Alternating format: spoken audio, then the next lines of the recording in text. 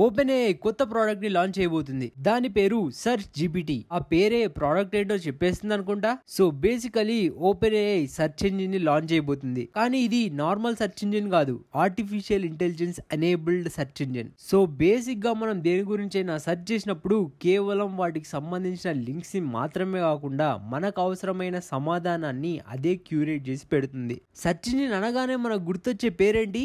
Google ఈ రంగంలో ఇవాల్టికి 91% market share ని హోల్డ్ చేస్తుంది. ఈ మోనోపలీకి ఓపెన్ ఏఐ చెక్ పెట్టగలదా? ఇప్పటిదాకా గూగుల్ సెర్చ్ అంటే మనం దేని గురించి అయినా సెర్చ్ చేస్తే వాటికి సంబంధించిన లింక్స్ అన్ని మనకు ప్రొవైడ్ చేస్తుంది. వాటిలో నుంచి మనకేది ఉపయోగపడుతుందో అది మనం ఓపెన్ చేసి చదువుకోవడమో చూడడమో చేస్తాం. కానీ దీన్ని సెర్చ్ జీపీటీ పూర్తిగా మార్చేయాలనుకుంటుంది. ఇప్పుడు మీరు టొమాటో ప్లాంట్ ని ఎలా ప్లాన్ చేయాలనుకుంటున్నారని సెర్చ్ జీపీటీని అడిగారనుకోండి, అది కేవలం మీకు లింక్స్ ప్రొవైడ్ చేయడం మాత్రమే కాదు, మీకు ఆ టొమాటో ప్లాంట్ ని ఎలా ప్లాన్ చేయాలి అన్న దాని గురించి ఒక మాస్టర్ క్లాస్ నే ప్రిపేర్ చేస్తుంది. అంతేకాదు టొమాటోల్లో ఏ రకాలు ఉన్నాయి, ఏ టైంలో ఎక్కడ ఎలాంటి టొమాటో వేస్తే బెస్ట్ అని మీకు పూర్తి గైడ్ నే ప్రిపేర్ చేసిస్తుంది. ప్రస్తుతానికి సెర్చ్ జీపీటీ అనేది కేవలం 10,000 మందికి మాత్రమే యాక్సెస్ లో ఉంది. ఇది మాత్రమే కాకుండా ఇంకా ఎన్నో ఫీచర్స్ ఇందులో ఉండబోతున్నాయని ఓపెన్ ఏఐ చెప్తుంది. ప్రస్తుతానికి అయితే ఇది కేవలం ఒక ప్రోటోటైప్ మాత్రమే. అసలు వర్షన్ బయటకు వచ్చినప్పుడు అందరికీ దీని గురించి ఇంకా బాగా అర్థం అవ్వచ్చు.